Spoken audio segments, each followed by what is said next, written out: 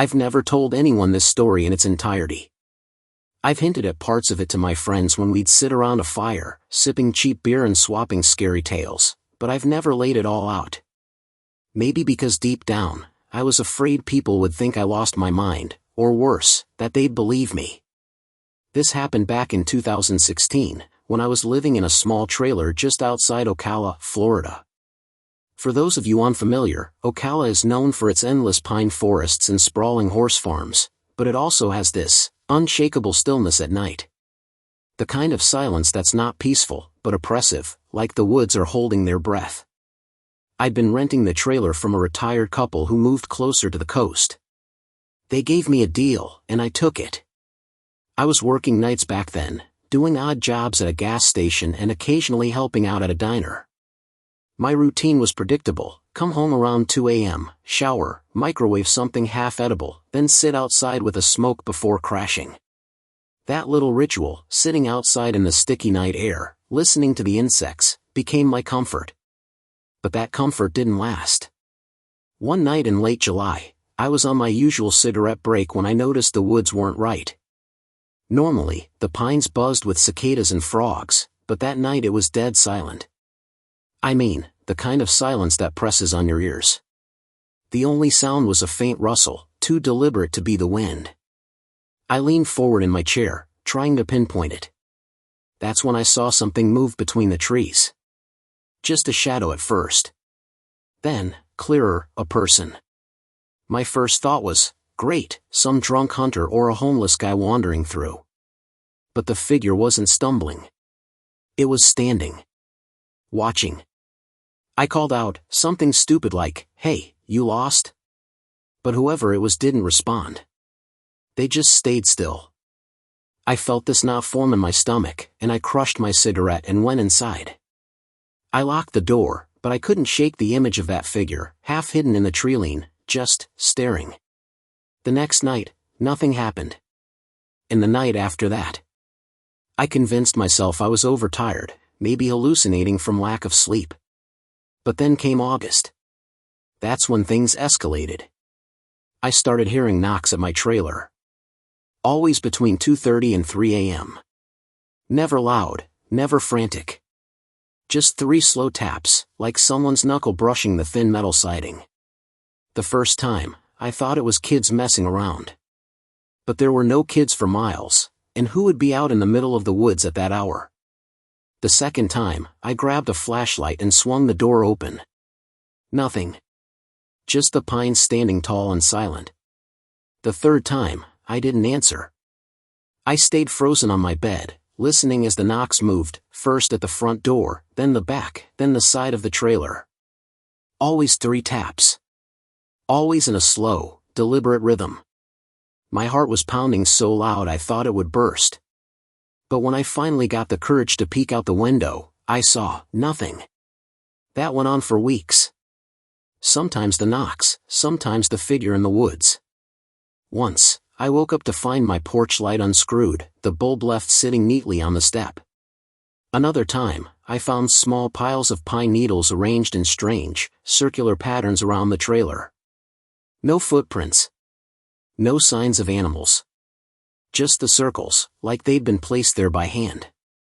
I tried telling a coworker about it, but she laughed and said it sounded like one of those Florida cryptid stories people post online. I laughed along, but deep down I knew something was stalking me. The worst night came in September. It was a Monday, muggy as hell, the air so thick it felt like soup. I had just sat down with a beer when I heard it again, the knocks. But this time, they weren't slow. They were frantic. Harder. Louder.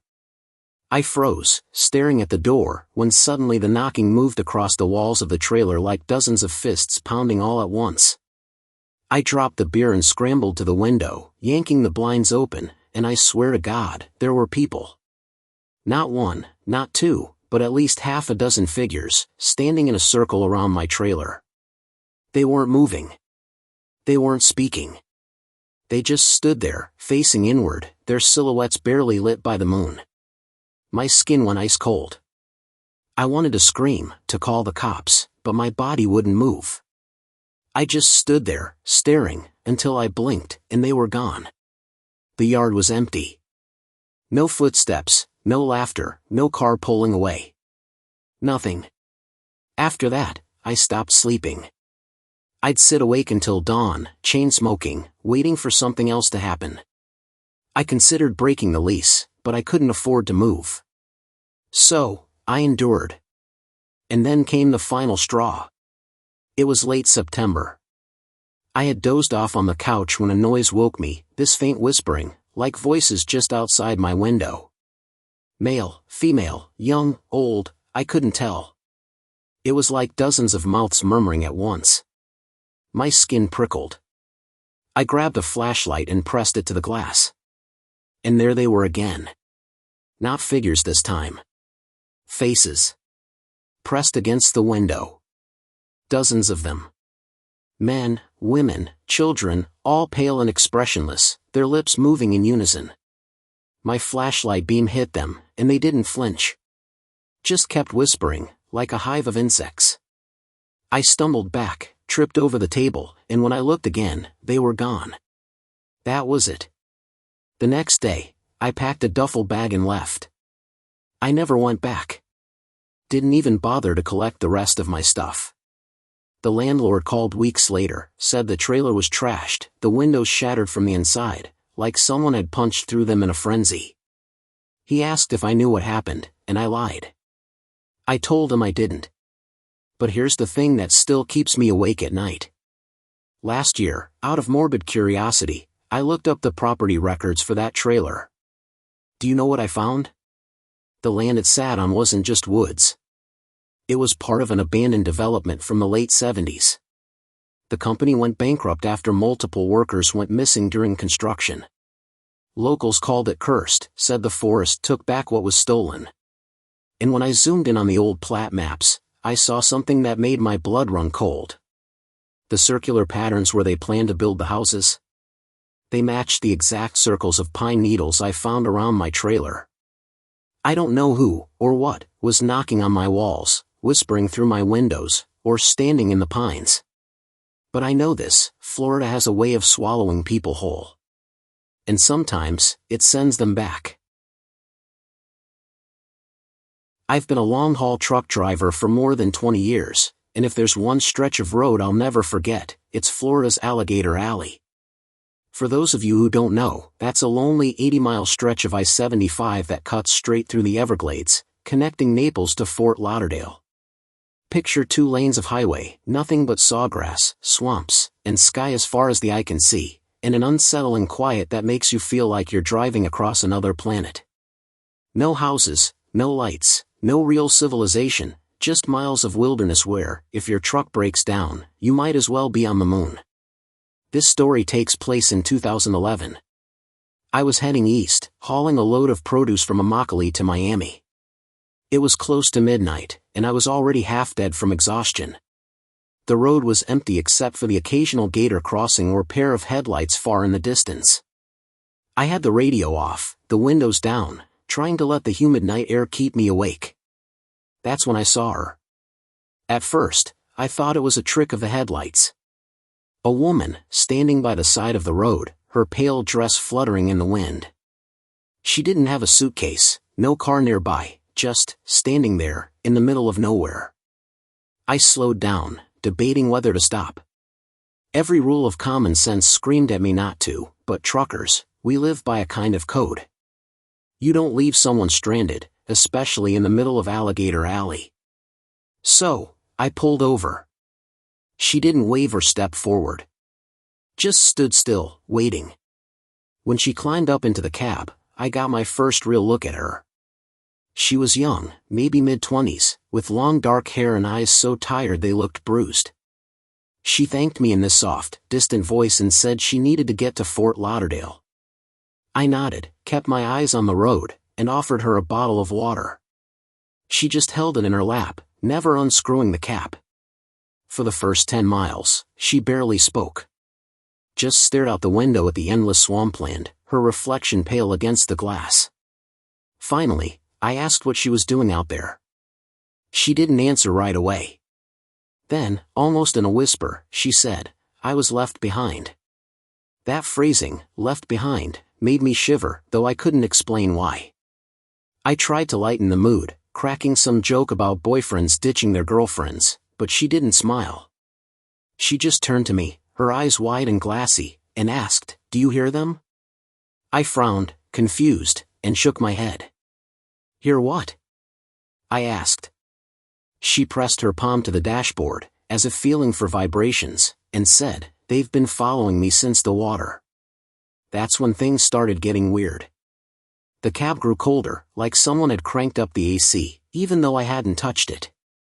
A strange smell filled the air, not swampy, not musty, but metallic, like rust and blood. I tried to play it cool, but every hair on my body was standing on end. I glanced in the rearview mirror and nearly swerved. For a split second, I saw movement in the trailer's reflection. Not shadows. Not gators. People.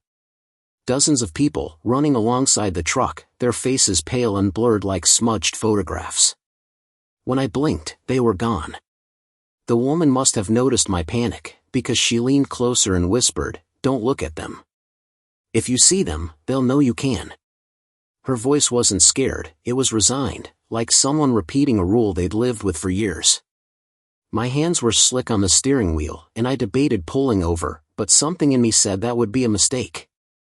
The highway stretched on, endless, and the air in the cab grew heavier, almost pressing down on my chest. The woman finally spoke again. "They want me back. But I can't go back. Not after what they did." Her fingers clutched the bottle of water so tightly it crumpled in her hand, though she still never opened it. By the time we neared Fort Lauderdale, I was drenched in sweat. I asked her where she wanted me to drop her. She pointed to an exit ramp that led toward Weston, a small suburb at the edge of the Everglades. I pulled over at a gas station, relieved to finally be rid of her. She thanked me again in that same distant voice, opened the door, and stepped down. But as soon as her feet hit the pavement, she was gone. I don't mean she walked away. I mean she vanished. 1 second she was there, the next she wasn't. No sound, no trace, nothing. I sat frozen in the cab, heart hammering, staring at the empty spot where she should have been. I didn't tell anyone at first. Who would believe me? But the story doesn't end there. 2 weeks later, I was back on the same route, passing through Alligator Alley. At a truck stop in Naples, I overheard 2 drivers talking. One of them mentioned a local legend, a woman who haunts that stretch of highway. According to him, back in the 1970s, a tour bus crashed into the swamp after swerving to avoid an alligator. Dozens drowned in the muck and water before rescue crews arrived. But one girl, a passenger, was never found. People say she still walks the road, hitching rides, trying to escape the swamp that claimed her. I didn't want to believe it. I'm a rational man. I deal with miles and freight and logbooks, not ghosts. But here's the part that still eats at me. A few months after that night, I stopped at a diner outside Fort Lauderdale. When the waitress brought me my coffee, I looked up and froze. On the bulletin board behind her, pinned between ads for yard sales and missing pets, was an old, faded newspaper clipping. The headline read, "Local girl still missing after tragic Everglades bus crash." And the grainy photo beneath it? It was her. The hitchhiker. Same dark hair. Same hollow eyes. I paid my bill in silence and left, but I couldn't shake the feeling that she wasn't just some spirit looking for a ride. No, she'd said she was left behind. And if what I glimpsed in my mirror was real, those blurred faces running alongside my truck, then maybe she wasn't alone. Maybe the Everglades don't just swallow people. Maybe they keep them.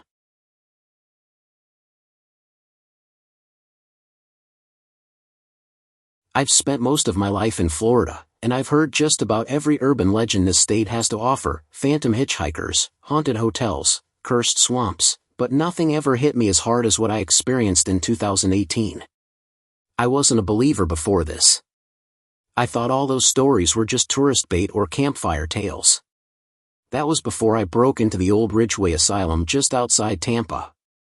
The place had been abandoned for decades. It was built in the 1920s, closed in the 60s after a series of scandals about abuse and malpractice, and since then it had sat rotting on the edge of the bay. The locals whispered about it being haunted, but most folks just stayed away because the place was dangerous, floors caving in, asbestos, wild animals nesting inside. Me? I went because of a dare.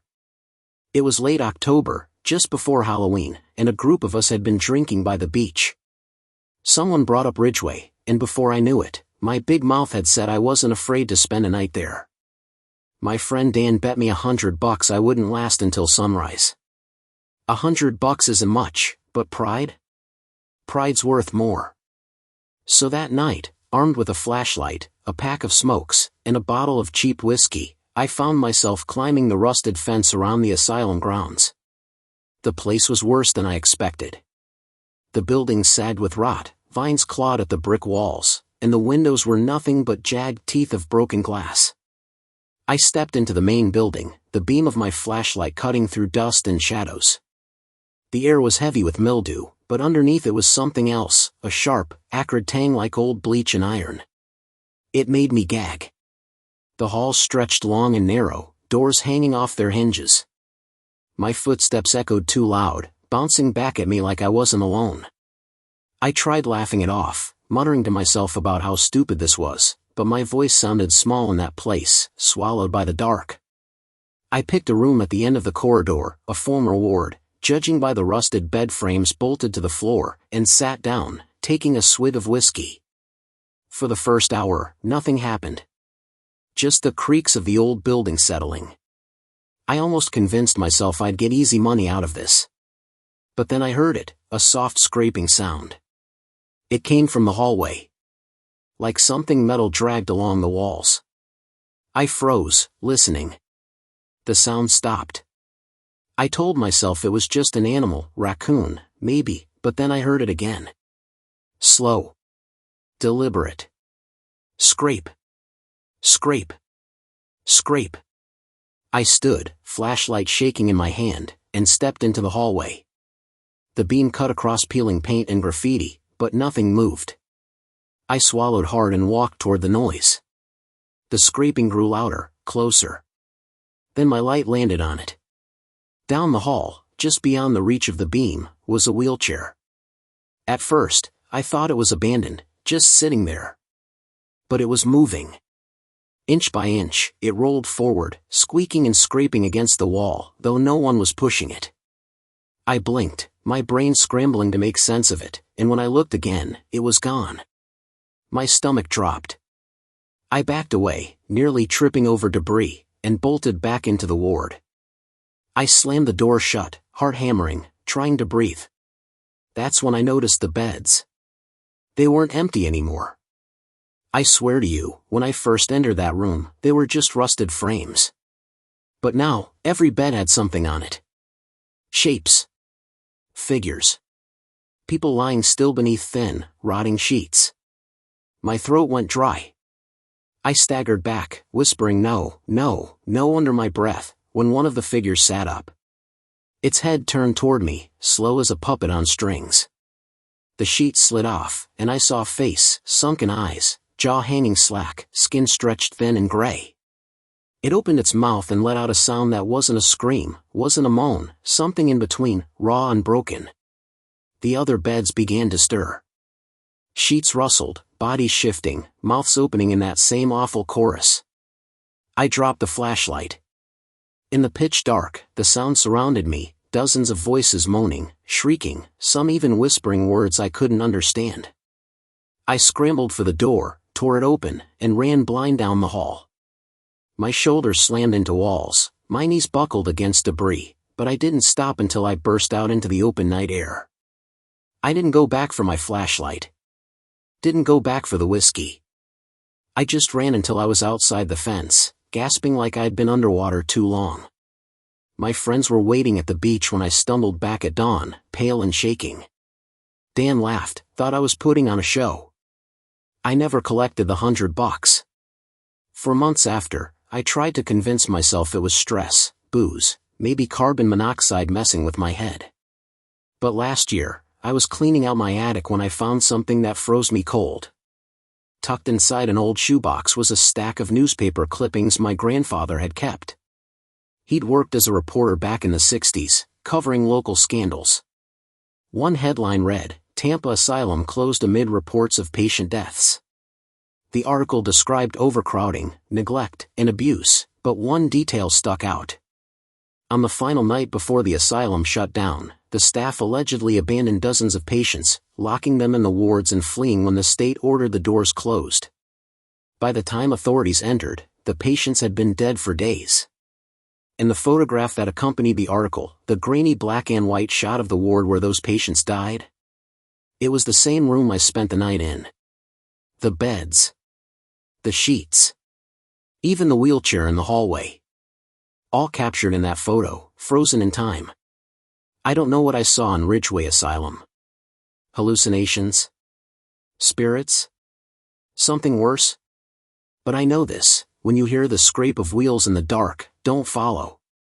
And whatever you do, don't look too closely at the beds. Some things in Florida never rest. I've always had a fascination with lighthouses. There's something both beautiful and eerie about them, these tall, lonely towers standing guard over the ocean, shining their beams into the night like watchmen of the coast. Maybe that's why, when I moved to Florida in 2014, the first place I wanted to visit was the St. Augustine Lighthouse. It's one of the oldest in the state, built in the 1870s, and people say it's haunted. I didn't believe in ghosts back then, but after what happened to me one October night, I'm not sure what I believe anymore. I wasn't on a ghost tour or anything like that. I was just exploring on my own. It was late, probably close to midnight, when I parked my car by the shore and decided to walk near the lighthouse. The grounds were technically closed, but the fence wasn't hard to get around. I told myself it was just curiosity, just wanting to see the old place under the moonlight. But deep down, there was something else, a pull, almost magnetic, like the lighthouse was calling me. The tower loomed above, white and black stripes glowing faintly under the pale sky. The beam of light swept across the water in steady arcs, and every time it passed, I felt the hairs on my arms stand on end.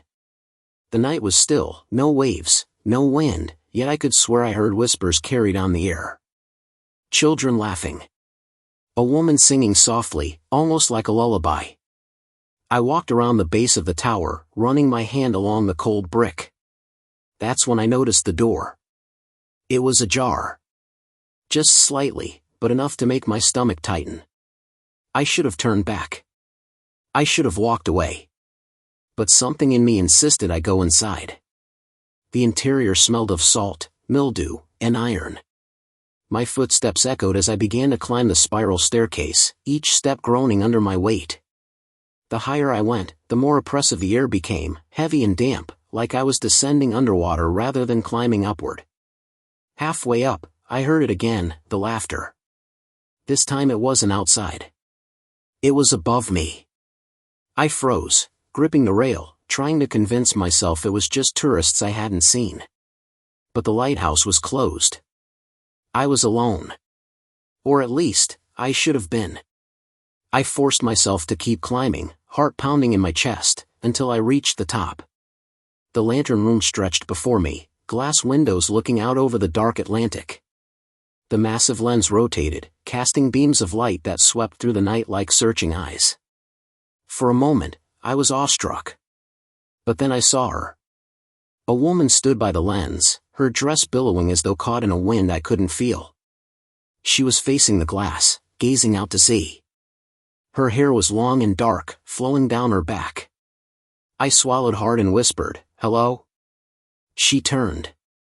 Her face was pale, almost gray, with hollow eyes that seemed to sink back into her skull. She didn't blink. Didn't speak. Just stared at me with this mournful expression, as though I'd interrupted something sacred. My breath hitched, and I stumbled back, bumping into the railing. When I looked again, she was gone. I told myself I was hallucinating, spooked by stories I'd heard. But then I noticed something strange outside the windows. The light swept over the ocean, and each time it did, more lights appeared in the water. At first, just a flicker, then dozens of them, faint glows bobbing on the waves, like lanterns or candles floating on the surface. I pressed closer to the glass, squinting. They weren't lanterns. They were faces. Pale, drawn faces staring up at the tower. Eyes wide, mouths moving as if chanting something beneath the waves. My stomach lurched, and I stumbled back, nearly falling down the staircase. But before I could move, the woman's voice echoed through the lantern room. Not singing this time, but whispering. Over and over again, they never left. They never left. They never left. I bolted. I don't remember how I made it down the stairs, only that I didn't stop running until I was back at my car, gasping and shaking. I drove off without looking back, the lighthouse shrinking in the rearview mirror. But even as I sped down the dark coastal road, I could still see the beam sweeping across the night sky, searching. Always searching. For weeks after, I tried to push it out of my mind. I convinced myself I'd been overtired, maybe drunk, maybe imagining things. But then, out of morbid curiosity, I started digging into the history of the St. Augustine Lighthouse. What I found made my blood run cold. Back in the 1870s, when the new lighthouse was being built, a tragedy struck. The construction foreman's daughters, 3 little girls, were playing near the site when a cart broke loose and rolled into the water. The girls drowned before anyone could save them. Some say their laughter can still be heard inside the tower. But that wasn't all. During World War II, German U-boats patrolled the Florida coast, sinking merchant ships. Dozens of sailors died off St. Augustine, their bodies never recovered. Locals claim the souls of the drowned still linger in the waves, drawn to the beacon of the lighthouse. And here's the part that haunts me most. A journal entry, buried in an old maritime archive, written by a keeper in the early 1900s, described seeing strange lights bobbing in the water, faces staring up at him as he tended the lantern. His final entry read, "The sea is not empty. They gather at the light. I fear one day I will join them." After what I saw, I believe him. And I can't shake the thought that the woman by the lens wasn't a ghost at all, but a warning. Because when she whispered they never left, I don't think she was talking about the children or the sailors. I think she meant the keepers. That maybe, once you enter the lighthouse, part of you never leaves.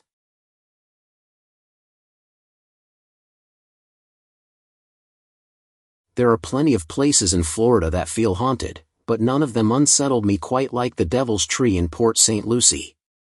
If you've never heard of it, it's this massive oak tree that sits inside Oak Hammock Park. To most people, it just looks like an old, twisted tree in the middle of a quiet suburban park. But to the locals, it's infamous. They say it's cursed. Some people claim their electronics die when they get near it. Others swear they hear voices, or feel hands grab them out of nowhere.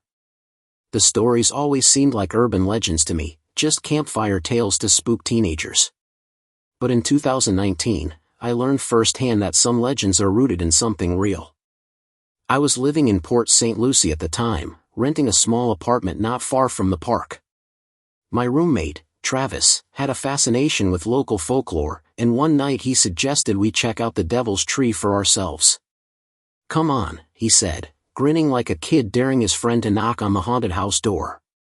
Worst case scenario, we waste an hour. Best case, we see some real paranormal stuff. I rolled my eyes but agreed. It was a Friday, we were bored, and honestly, I wanted to prove him wrong. We got there just before midnight. The park was empty, the streetlights casting a dim orange glow over the path. Crickets and frogs sang in the distance, but underneath it all, the air felt heavy. Like walking into a church after hours. We followed the trail with our phone flashlights, the canopy of trees swallowing the sky until the park was pitch black. And then we saw it. The Devil's Tree stood taller than the rest, gnarled branches reaching out like claws. Its bark was dark and scarred, with strange grooves carved deep into the trunk. Some of them looked like letters, though I couldn't recognize the language. The closer we got, the colder the air became, even though it was the middle of July. Travis grinned, clearly thrilled, while I hung back, suddenly uneasy. He walked right up and placed his hand on the trunk. "Nothing," he said, smirking. "Just a tree." But the second I touched it, my phone shut off. Dead. The screen went black even though it had been fully charged. I jerked my hand back, my pulse racing. Travis laughed nervously, pulling his own phone out, but when he tried to film, his camera glitched. The screen flickered, warped, and then froze. That's when we heard it. A low creak, like a rope swinging in the wind. We turned, and I swear to God, there was a shape hanging from one of the branches. A body. Just for a moment, just long enough to see the legs sway, before it disappeared into the darkness. I grabbed Travis's arm, ready to bolt, but he whispered, "Wait. Look." The grooves in the bark were glowing faintly now, like embers etched into the wood. Shapes began to form between the branches, faces. Dozens of them. Twisted, agonized, their mouths open in silent screams. My stomach lurched, and I staggered back. But Travis, stubborn as ever, stepped closer. "Do you hear that?" he asked. I strained my ears. Beneath the creaking, beneath the insects, I heard something else. Whispering. Dozens of voices layered together, too faint to make out the words but filled with malice. Travis tilted his head, like he was trying to listen, and then, his expression changed. His grin faded. His eyes glazed over, distant, as if he were sleepwalking. He pressed his palm flat against the bark and whispered something back. I panicked. I grabbed his shoulder, yanked him away, shouting his name. He snapped out of it, blinking rapidly, like he'd been in a trance. "What the hell?" he muttered, stumbling back. I don't remember what I just said. We didn't stick around after that. We sprinted back down the trail, our phones still useless, until we reached the car. Only when we were miles away did our electronics come back to life, both phones turning on at the exact same moment. Neither of us spoke the entire drive home. But the story doesn't end there. Over the next week, Travis started acting strange. He'd stay up all night, pacing our apartment, muttering under his breath. When I asked what was wrong, he'd shrug it off, but I caught him scribbling symbols on scraps of paper, the same symbols I'd seen carved into the tree. Once, I woke up to find him standing in my doorway, just staring at me with those glazed, faraway eyes. I begged him to see a doctor, but he refused. "They're not done with me," he said one night, voice trembling. I shouldn't have listened, but I did. Now they want more.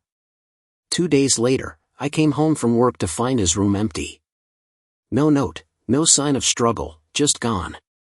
The police filed a missing persons report, but no leads ever came up. His family searched, the community searched, but nothing. It was like he'd vanished into thin air. Months later, unable to let it go, I returned to Oak Hammock Park alone. I told myself I just wanted closure, but really, I needed to see if the tree would give me answers. When I reached it, the air was colder than before. The grooves glowed faintly, and I swear I could hear Travis's voice among the whispers. I forced myself to step closer, heart in my throat, and there, carved freshly into the bark, was his name. Travis. I haven't been back since. I moved out of Port St. Lucie not long after, but I've heard stories, people still disappearing near that park, electronics failing, whispers luring visitors closer. Some even claim the Devil's Tree was once used for darker purposes, back in the 70s, by a serial killer who hung his victims from its branches. Whether that's true or not, I don't know. But I do know this, the Devil's Tree doesn't just remember. It takes. And sometimes, it doesn't give back. Florida highways are strange beasts at night. You can drive for miles under wide-open skies and endless palm shadows, only to suddenly find yourself in patches of swamp, where the road feels like a lonely ribbon slicing through another world. The one they call Alligator Alley, the stretch of I-75 that cuts across the Everglades from Naples to Fort Lauderdale, is the loneliest of them all. Truckers swap stories about strange lights, phantom hitchhikers, and animals that shouldn't exist. Most people dismiss those tales as boredom-induced hallucinations. But one night in 2015, I drove that road and learned why truckers always warn you, don't stop for anyone out there. It started with a funeral. My aunt had passed, and I was driving back from Naples late at night after the service. I'd taken my time saying goodbye to relatives, so by the time I hit the highway it was close to 1 a.m. The road stretched endlessly ahead, two thin lanes lit by my headlights, bordered by pitch-black swamp. My car's radio had gone static only the moment I entered Alligator Alley, which was unnerving but not entirely unexpected, signal is patchy at best. I rolled the windows up, turned the AC higher, and focused on keeping my eyes straight. About 20 minutes in, I saw it. A pale shape in the fog ahead, standing on the shoulder. My heart jumped. At first I thought it was an animal, maybe a deer, but as I got closer I realized it was a man. He wore a faded button-up shirt and slacks, like he'd just walked out of a 1970s office job. His hair was slicked back, his face oddly expressionless. He didn't move as I passed him, didn't even look at me. Just stood perfectly still, staring straight ahead. I told myself not to stop. Every instinct screamed that this was wrong. But guilt gnawed at me, what if he really was stranded? The next rest area wasn't for another 20 miles. Against my better judgment, I slowed down and pulled onto the shoulder a few hundred feet ahead. I waited, watching the rearview mirror. The fog thickened, curling around the taillights. For a moment, I thought he hadn't noticed me. Then he began to walk. Slow, deliberate steps. No hurry at all. His figure grew larger in the mirror, swallowed by the red haze of my brake lights. When he reached the trunk, he stopped. Just stood there. My heart pounded so hard I felt it in my throat. I cracked the window and called out, "You okay, man? Need a ride?" Silence. He didn't move. Something about the stillness unnerved me more than anything. Not even a nod, not a flicker of recognition. Just blank. I was about to roll the window up when he suddenly tapped, just once, on the glass of the back window. A hollow, deliberate sound that echoed through the car. That was enough for me. I slammed the gas, tires squealing as the car lurched forward. In the rearview, I saw him still standing there, motionless again, swallowed by fog. I drove faster than I should have, my hands locked on the wheel, breath coming in short bursts. But then, the impossible happened. 5 minutes later, through the thinning fog ahead, I saw him again. Standing on the shoulder. Same clothes, same blank face. Like he'd somehow gotten ahead of me. My knuckles went white. I swerved into the other lane, refusing to slow down. As I passed, his head turned just slightly, eyes meeting mine for the briefest second. Cold, gray, and lifeless. My stomach flipped. I didn't know if I was hallucinating, if stress and grief had broken my brain, but the dread felt real. I drove on, whispering to myself, just get through this road. Just make it out. The fog thickened again. That's when my headlights caught something else, a car, half sunken into the swamp just off the shoulder. Rusted, paint peeled away, windshield shattered. I slowed down just enough to read the license plate, it looked decades old. The kind of plate style Florida hadn't issued in years. And through the broken glass of the driver's side, I thought I saw movement. A shape leaning against the steering wheel. Then I heard it. A tap, just like before, against my back window. I screamed, swerved nearly off the road, and floored it. The tapping stopped, but I didn't dare look back. My only goal was to reach the nearest exit. I kept repeating it like a mantra, exit, exit, exit.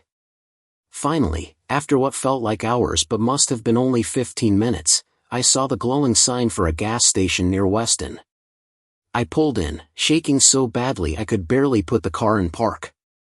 The bright fluorescent lights felt like salvation. I stumbled out, breathing hard, scanning the lot. No one was there. I went inside, ordered a coffee just to steady my nerves, and asked the cashier if she'd ever heard of strange things on Alligator Alley. She gave me a long, tired look and said, "Honey, if you saw him, you're lucky you made it out." I asked what she meant. She told me the legend of the man in the fog. Back in the 70s, a traveling salesman supposedly broke down on the alley. He waved for help, but no one stopped. He ended up walking for miles in the sweltering heat before collapsing on the side of the road. Some say he was hit by a passing car. Others claim he wandered into the swamp and never came out. Either way, people started reporting a man in office clothes appearing in the fog, always on the shoulder, always looking for a ride. Those who stop either see him again and again, or don't make it out at all. I wanted to dismiss it, but when I stepped back outside, my stomach dropped. My car, barely an hour old to me, had muddy handprints smeared across the rear window. 4 of them. Perfectly placed. And the strangest part? They weren't mine. I sold that car a month later. And to this day, I'll drive 3 hours out of the way just to avoid Alligator Alley. Because once you've seen him, they say, he never really stops looking for you. Florida is full of ghost stories, but if you ask locals where the most haunted place in the state is, many will point you straight toward St. Augustine. It's America's oldest city, after all, and with that kind of history comes centuries of tragedy, death, and restless spirits. But there's one site that stands above the rest, the St. Augustine Lighthouse. People say it's beautiful by day and terrifying by night. Visitors report footsteps echoing on the spiral staircase when no one else is there, the giggling of children in empty halls, and shadowy figures watching from the top landing. I never cared much for ghost tours, but my girlfriend at the time, Emily, loved them. She was the adventurous one in our relationship, always dragging me into situations I'd never choose for myself. In 2018, while we were vacationing in Florida, she insisted we take the night tour of the lighthouse. I rolled my eyes but agreed. "It'll be fun," she said. "Besides, what's the worst that could happen?" We arrived just after sunset. The lighthouse loomed against the sky, its black and white spiral stripes twisting up into the dusk like a barber's pole from another world.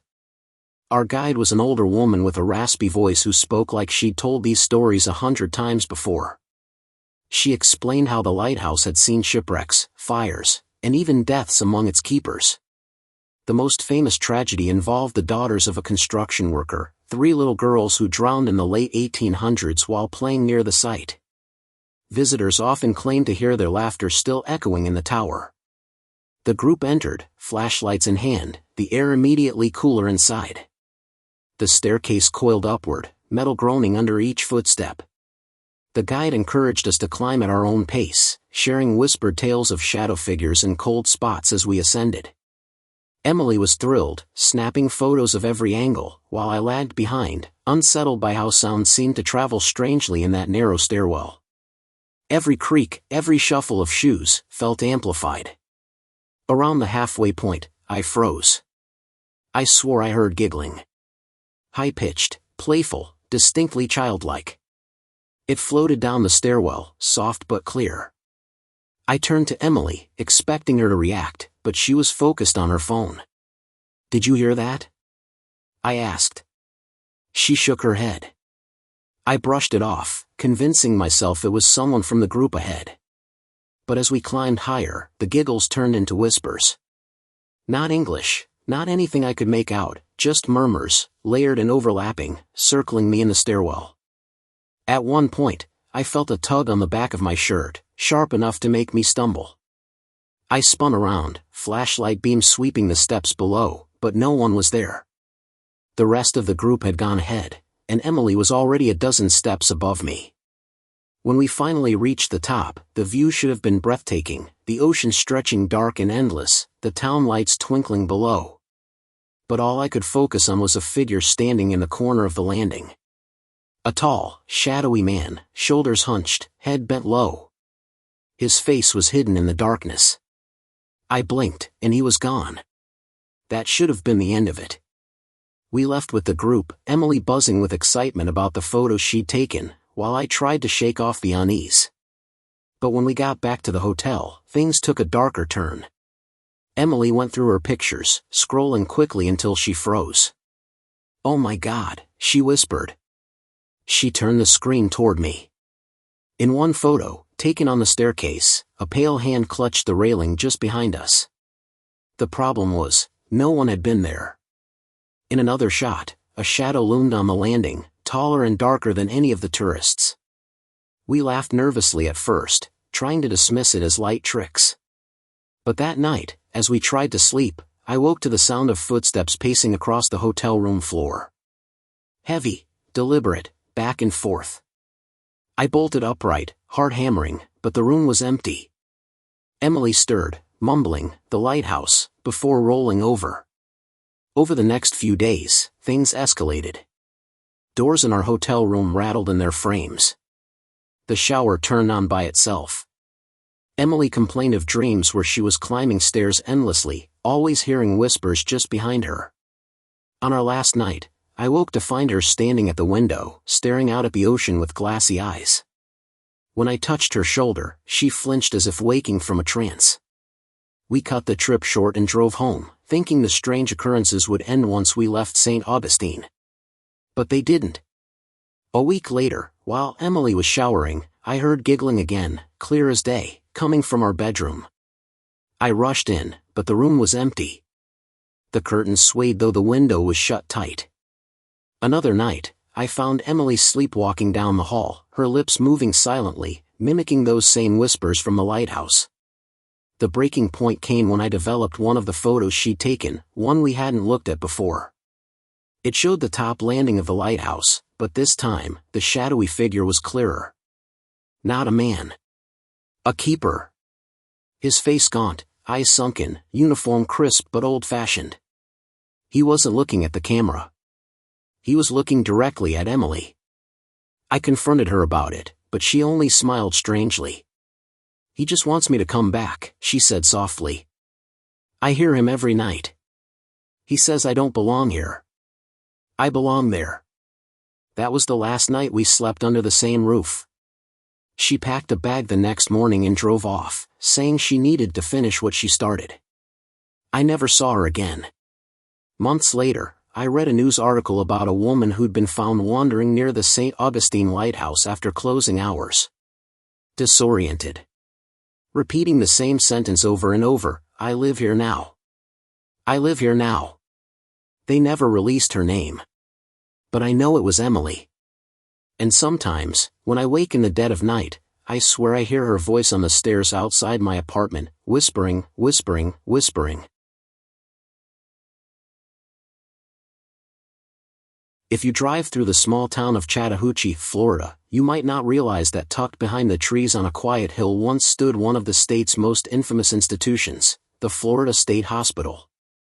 Originally built in the mid-1800s, it was the first and largest mental asylum in Florida.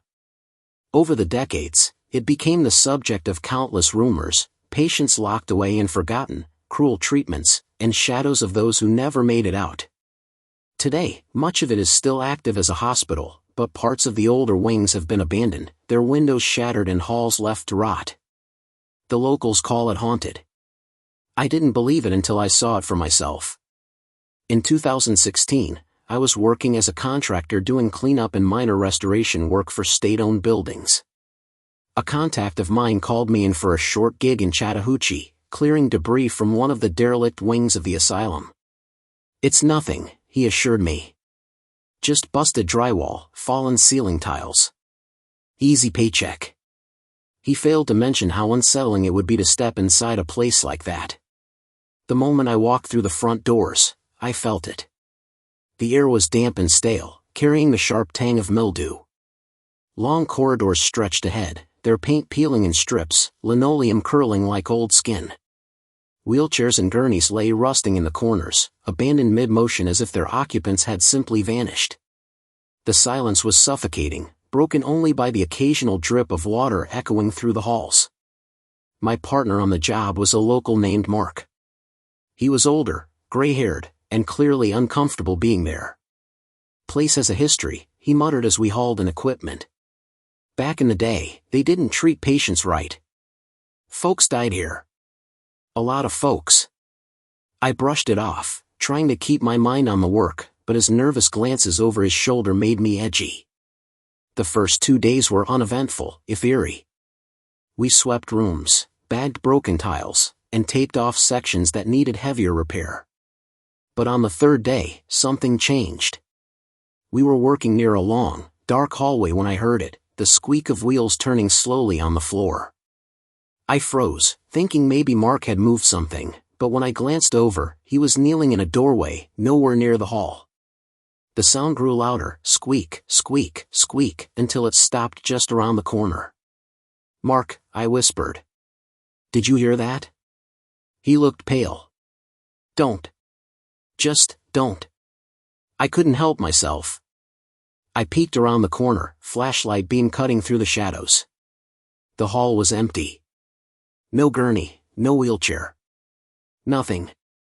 That night, I dreamed of the asylum. I dreamed I was pushing a wheelchair down that same hallway, though I couldn't see who, or what, sat in it. All I could hear was the squeak of wheels, echoing endlessly. The next morning, I tried to laugh it off, but the asylum had started to feel heavier, darker. The whispers began soon after. At first they were faint, like air moving through the vents. But then I realized they carried words. My name. Over and over. Soft, urgent, like someone standing just behind me. I snapped my head around so many times that day my neck ached, but no one was ever there. Mark wasn't doing any better. He grew quiet, jittery, his hands trembling whenever we stepped into the darker wings. "They don't like us here," he muttered at one point, almost under his breath. When I pressed him, he refused to explain. By the end of the week, I was ready to quit. But we had one last area to clear, the basement. The moment we descended the cracked concrete stairs, the temperature dropped. The air was so cold it clouded with every breath. Rows of rooms stretched out, iron-barred doors rusting in place. Some still had old mattresses, rotting and stained, as if their occupants had been left behind. As we worked, I heard something scraping against the floor. Slow. Deliberate. Then, metal clanging, echoing through the basement, like someone rattling the bars of a cell. I dropped my broom, my chest tightening. Mark's face went white. "We need to go," he said firmly. "Now." But before I could argue, a figure appeared at the end of the hall. Small. Frail. A child. She wore a hospital gown, her hair hanging in stringy clumps. For a second, I thought she was real, that somehow a kid had wandered inside. But then she tilted her head at an unnatural angle, her eyes catching the beam of my flashlight. They weren't eyes at all. Just black hollows. Mark grabbed my arm, yanking me back. "Don't look at her," he hissed. We bolted up the stairs, leaving our tools behind, not daring to stop until we were outside, gasping in the humid Florida air. I never returned to finish the job. Neither did Mark. The state brought in another crew, but word spread that they quit after just one day. The wing was eventually sealed off completely, left to rot. Months later, out of morbid curiosity, I did some research. I found old records buried online, reports of children being admitted to the asylum as early as the 1900s. Some were abandoned by families who couldn't care for them, others sent for behavioral problems. Many of them died inside.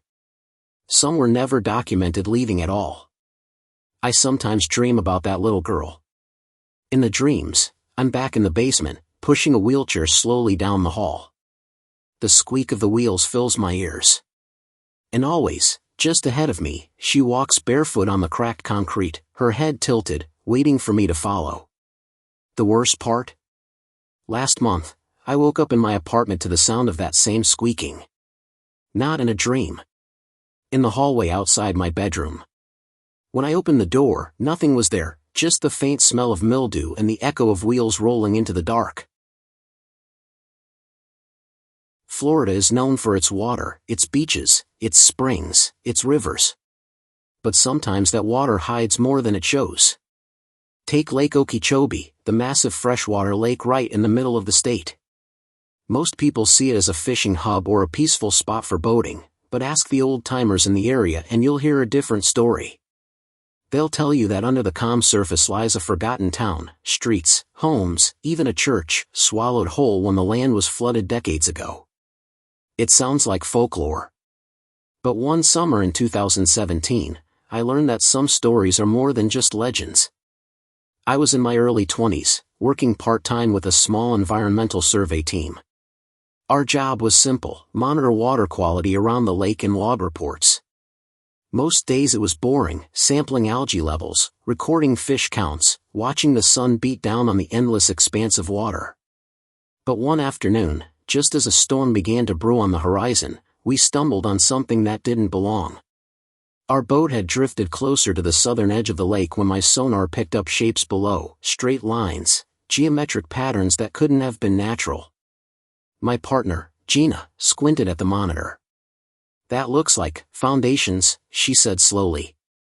And then, faintly, the outline of a bell tower.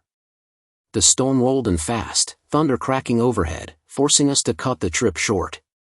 But I couldn't shake what I'd seen. Over the next week, I dug into local archives and found references to a settlement called Oquilanta, founded in the early 1900s. It was supposed to be a thriving agricultural town, but constant flooding and the devastating hurricane of 1928 drove people away.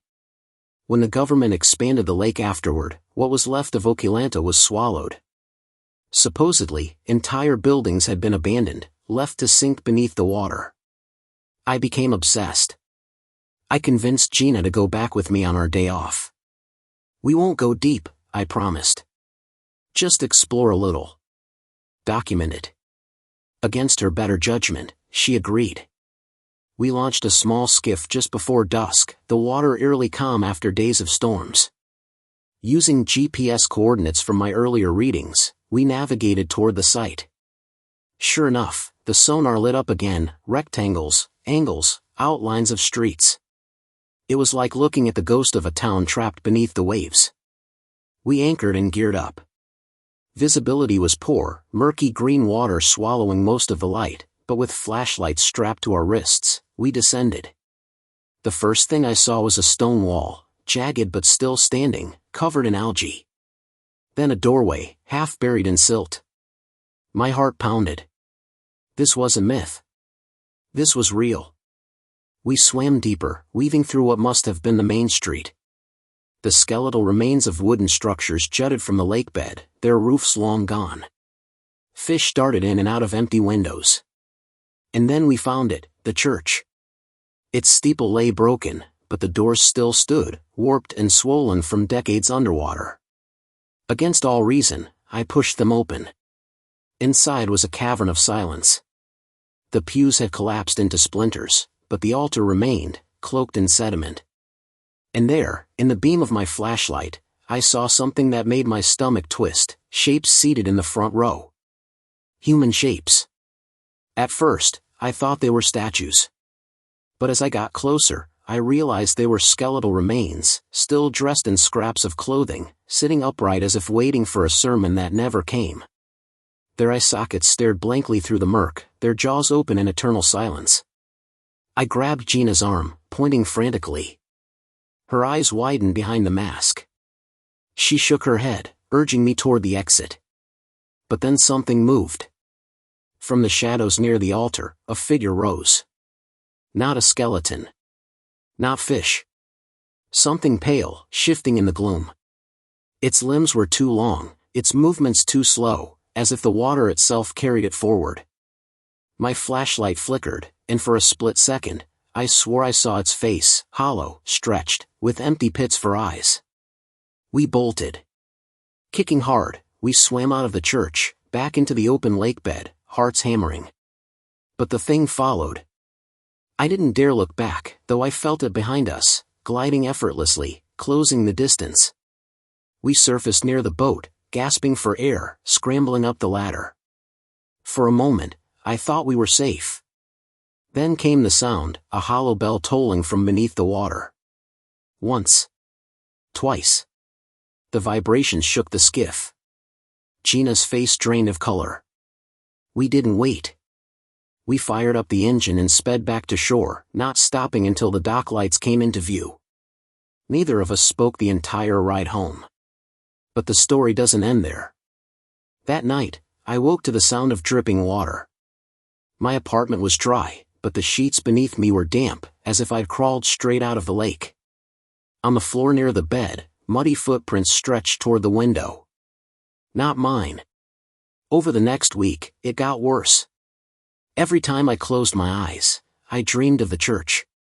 Of the skeletal congregation staring at me, their jaws clicking open and shut. And always, in the background, the tolling of that bell. Gina stopped answering my calls. When I drove to her place, her landlord said she'd packed up and left town without warning. No forwarding address. Just gone. I've tried to forget. I've tried to tell myself it was stress, murky water, illusions. But last month, while scrolling through local news, a headline caught my eye: diver found dead in Lake Okeechobee, body seated upright in submerged church. The article said authorities were baffled. No equipment failure, no clear cause of death. Just a diver, kneeling before the altar, eyes wide open, mouth frozen mid-scream. And when I looked at the photo attached to the article, my blood ran cold. Behind the diver, in the shadows of the church, was the same pale figure we'd seen. Waiting. Watching. Sometimes I wonder if that bell we heard wasn't just an echo. Maybe it was a summons. A call for the drowned to return to their seats. And maybe next time, when I dream of the church, there will be an empty pew waiting for me. The Ocala National Forest in Florida is a place of contradictions. By day, it's serene, towering pine trees, sun-dappled trails, and the gentle gurgle of freshwater springs. By night, though, it's different. At night, it becomes almost alive in a way that feels watching. Locals tell stories of campers who vanish without a trace, tents discovered abandoned, campfires still warm but their occupants gone. I never believed those tales, until 2018, when I went on a solo camping trip and came closer to that darkness than I ever thought possible. I had spent years hiking and camping, and by the time I arrived at Ocala, I thought I was prepared for anything. My plan was simple: set up camp near Juniper Springs, hike the trails during the day, take photographs, and enjoy the solitude. It was early October, the perfect time to avoid crowds, and the forest seemed inviting as I drove down the narrow dirt roads that led to the camping area. I set up my tent near a small clearing, gathered firewood, and settled in for the evening. As the sun sank behind the trees, the forest changed. The wind died down, and a deep, unnatural quiet descended. Not the pleasant kind of silence, but the thick, expectant silence of something waiting. I brushed it off at first, thinking it was just the calm of twilight. But then I heard it, a whisper. Low, faint, like someone standing just at the edge of the clearing, barely audible. I froze. Hello? I called, voice trembling.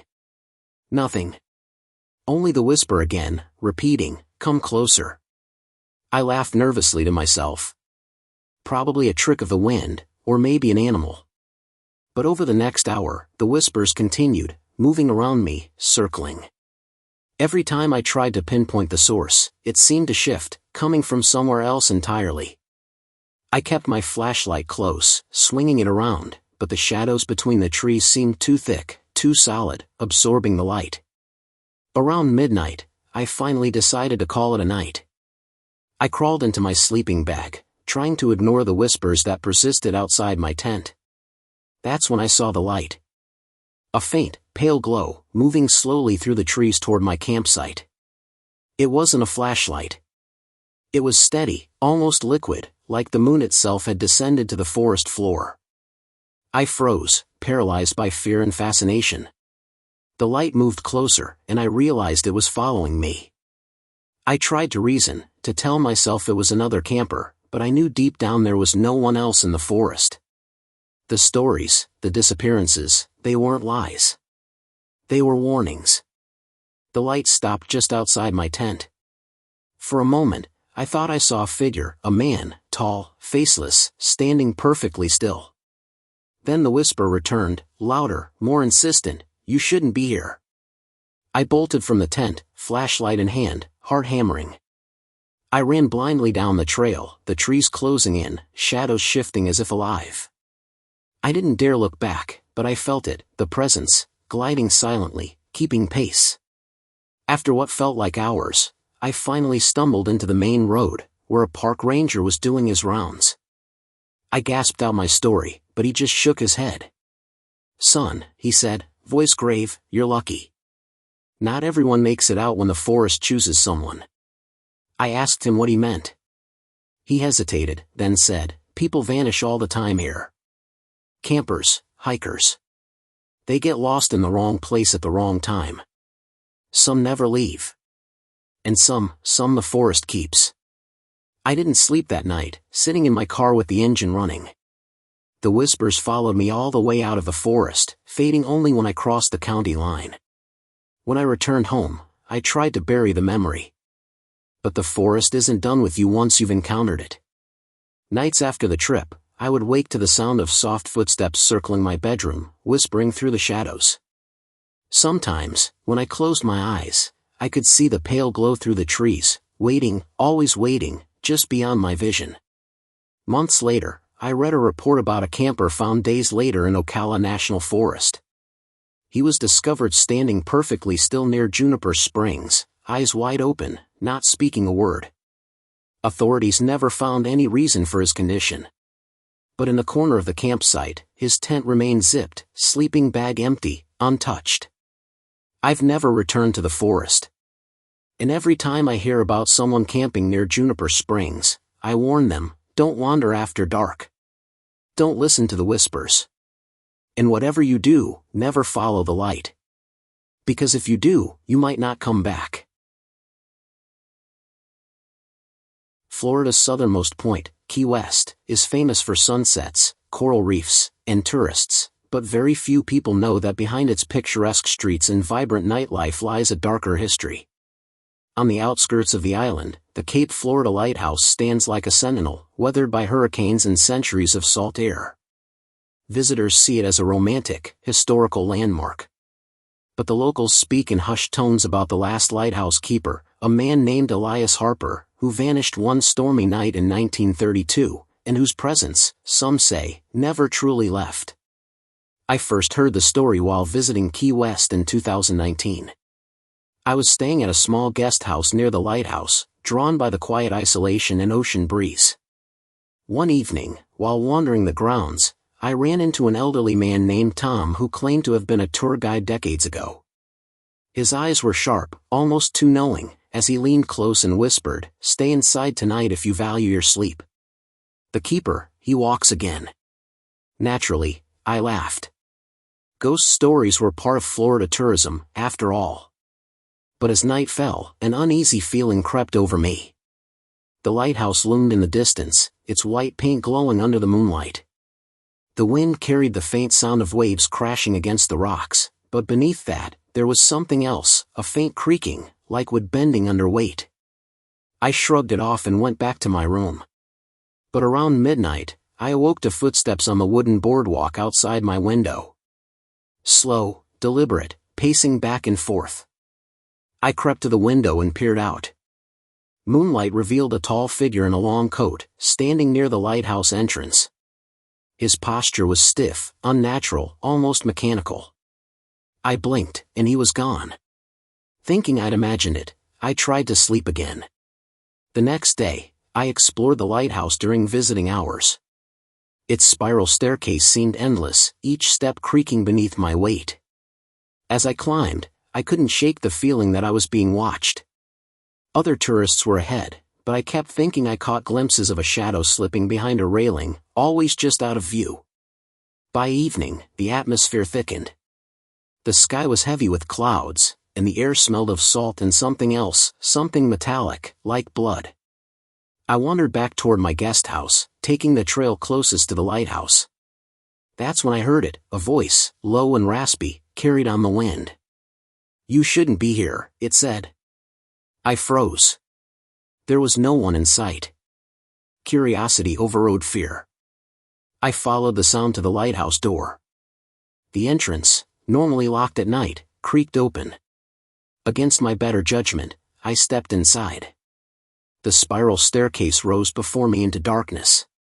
My flashlight flickered, illuminating graffiti etched into the walls, decades old, warnings, names, dates, some recent. Halfway up, I found a narrow landing. The floorboards groaned beneath me, and then I heard it, the sound of a lantern being swung. I froze. Then, from the shadows, he appeared. Elias Harper. Or at least, the thing claiming to be him. His coat was tattered, hair plastered to a pale, sweat-streaked face. His eyes, empty, black holes staring into mine. "You shouldn't have come," he rasped, moving closer, though his feet made no sound on the wood. "This place, it's mine now." I stumbled back, but the staircase seemed endless, the shadows growing longer, twisting around him. I realized then that he wasn't just a man. Something about his presence twisted the air, made my heart beat slow and then race. He raised a hand, and I felt a cold grip in my chest, though he was still several feet away. I bolted. Down the staircase, my flashlight swinging wildly. I tripped, fell, scraped my hands on the stairs, but I didn't stop. Outside, the wind screamed, and the boardwalk seemed impossibly long. When I finally reached the guest house, I slammed the door behind me. My heart thundered. Sleep came fitfully. Every dream was the same, the lighthouse looming, the keeper staring, always reaching. I awoke hours later to a scraping at my window. I didn't look. I didn't breathe. I waited until morning, too afraid to move. When I left Key West, I thought it was over. But months later, strange things started happening at home. Lights flickering, shadows at the corners of my eyes. And worst of all, when I tried to sleep, I could hear the creaking of stairs, slow, deliberate, always closer, just beyond the door. I later read reports of other visitors to Cape Florida who'd vanished without a trace. Some found wandering the lighthouse grounds, eyes wide, repeating the phrase, "I shouldn't have come."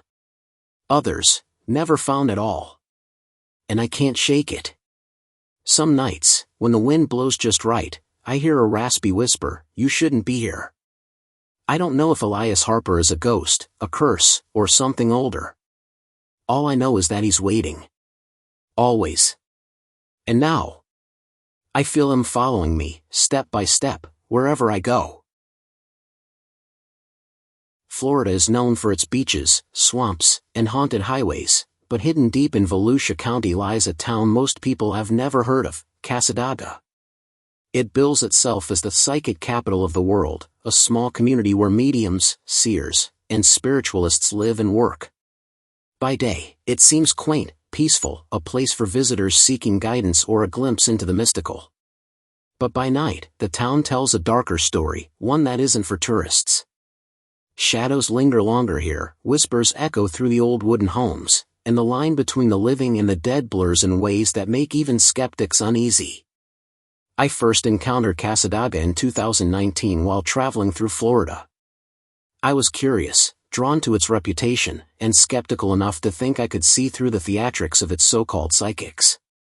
I checked into one of the small ghost houses run by the community. The owner, a thin, wiry man named Harold, welcomed me warmly but with a strange caution in his eyes. "Don't wander alone at night," he warned. "The town has its ways, and not everyone likes visitors poking around." I laughed it off. I was a city kid, logical and grounded. Ghost stories didn't scare me. But that night, I learned how wrong I was. I took a stroll after dinner, curious to see the town in moonlight. The streets were narrow and lined with old wooden homes, their paint peeling under the glow of antique lamps. A low fog rolled in from the nearby wetlands, curling around trees and fences. Everything looked beautiful, peaceful even, but I couldn't shake the feeling of being watched. Every shadow seemed to move just slightly, every distant sound exaggerated in the quiet. I wandered to the edge of the town, where a small cemetery sat beneath gnarly oak trees draped with Spanish moss. Names on the gravestones ranged from the 1800s to recent years, some almost illegible from weathering. That's when I heard it, a faint whisper carried on the wind. I froze. The words were indistinct, but the tone was insistent, almost pleading. "Help me, help me." I turned sharply, expecting to see someone among the tombstones. Nothing. Only the fog twisting unnaturally between the graves. My heartbeat quickened. Part of me wanted to run, but another part, curiosity, stubbornness, fear of looking foolish, urged me closer. As I stepped further, the whispers grew louder. Not one voice, but many, overlapping in a soft, unintelligible chorus. I realized then that the fog itself seemed to move with them, forming shapes that vanished the moment I tried to focus on them. Then, I saw a figure. A woman.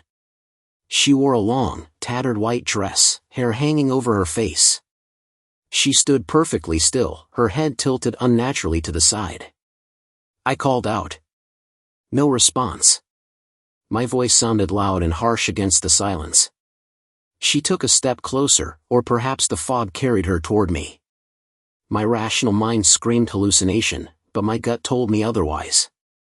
Her face remained hidden, but the air grew colder with each step she took. My flashlight flickered, then died. Panic surged. I spun around, trying to retreat to the main road, but the cemetery seemed to stretch endlessly, graves multiplying with every step. Every direction looked the same. Whispers pressed in from all sides, overlapping, some mocking, some crying, some pleading.